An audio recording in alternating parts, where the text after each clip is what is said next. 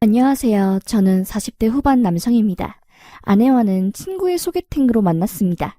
아내는 저보다 2살이 많은 연상이고요.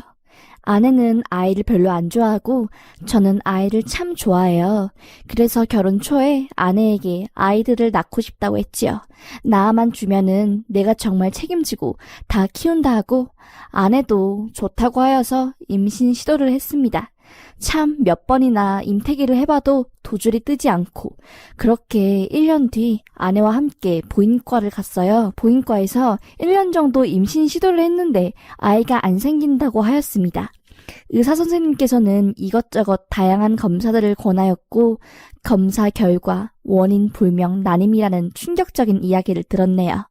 저는 아이를 무척이나 가지고 싶었던 입장이라 그런지 이러한 결과가 굉장히 충격적으로 다가왔습니다. 아내는 처음에는 약간 충격을 받았는데 금방 괜찮아지더라고요. 의사 선생님이 시험관 하는 것을 조심스레 권하였습니다. 아내는 단칼에 거절하였고요. 본인이 아이를 그렇게 좋아하는 편도 아닌데 굳이 내 몸 고생하면서까지 시험관을 하고 싶지는 않다면서요. 저도 제가 아이를 좋아하지만 저희 일방적인 요구로 아내가 임신하고 힘들어하는 모습을 보고 싶지 않았기에 시험관을 포기하고 아이에 대한 마음을 접었습니다. 아이보다 현재 내 옆에 있는 아내가 더 소중했으니까요. 둘이서 부부 생활하는 것도 참 좋았습니다. 상대적으로 여유있고 자유로웠으니요. 그렇게 시험관을 포기하고 둘이서 지내던 중 제가 지방으로 발령이 나게 되었습니다.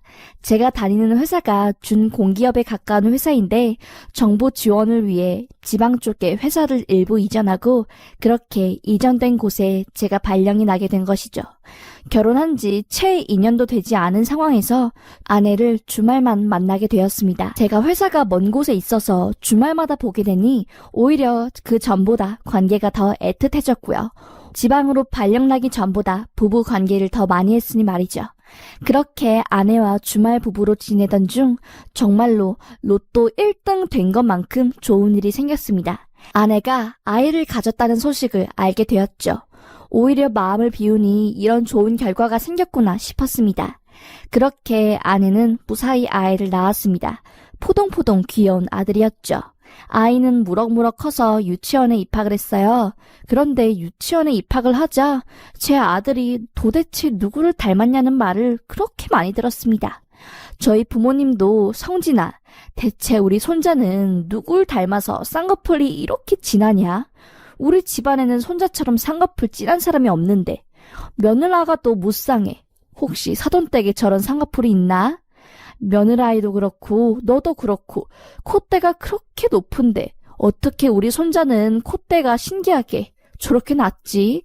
아직 아가라 그런가? 희한해. 이런 말을 듣다거나 유치원에 아내와 함께 아들을 데리러 갈 때면 유치원 선생님이 저와 제 아들을 번갈아 보면서 어머!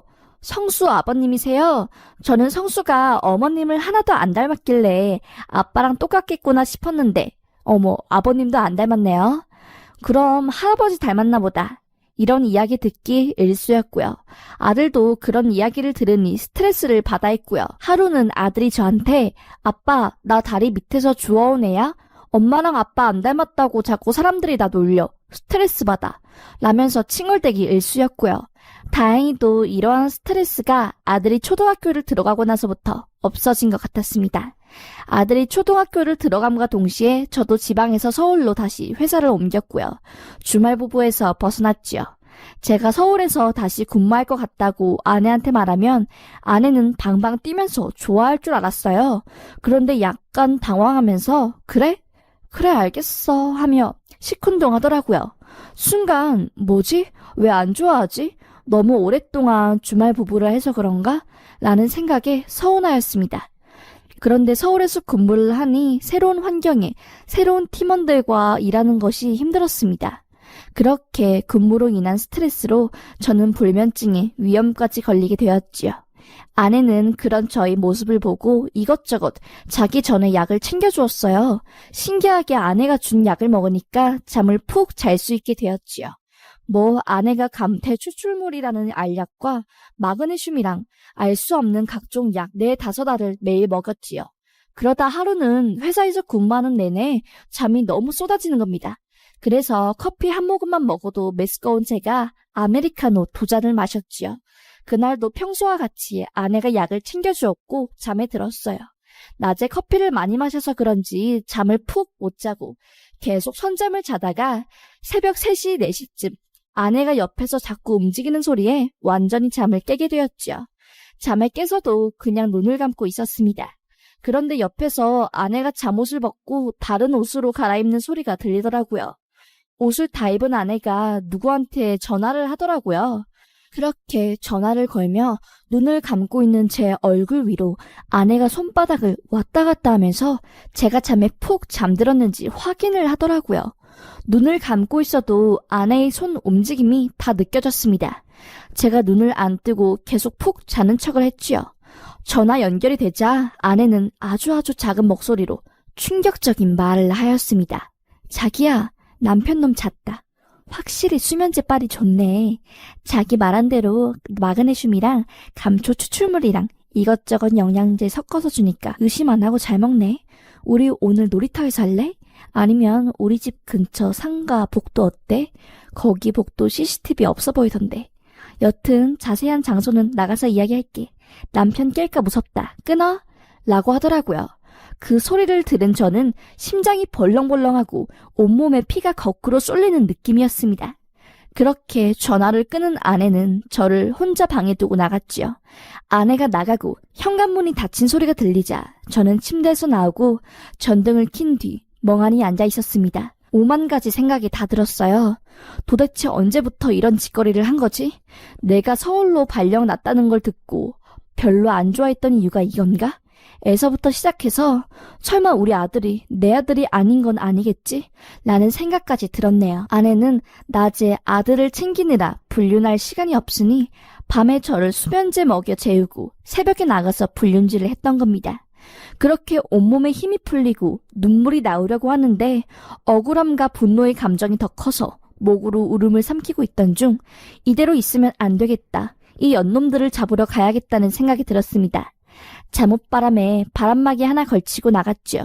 무작정 밖에 나가 아내와 그 상간놈을 찾아서 죽여야겠다는 생각으로 아파트 상가와 놀이터를 뒤졌습니다. 30분을 뒤졌는데도 그 연놈들을 찾을 수 없었습니다. 어쩌면 찾는 것도 기적이었겠죠. 그렇게 30분 내내 뛰어다니며 아내를 찾다가 포기하고 땀에 푹 젖은 채로 집으로 돌아가는 길로 향했지요. 저희 아파트가 13차까지 있습니다. 제가 사는 아파트가 2차이고요.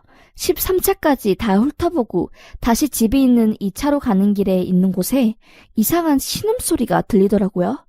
놀이터라고 하기도 애매한 통으로 되어 있는 미끄럼틀 하나와 철봉 몇 개가 있는 그곳에서 둔탁한 소리와 함께 그 소리가 났습니다.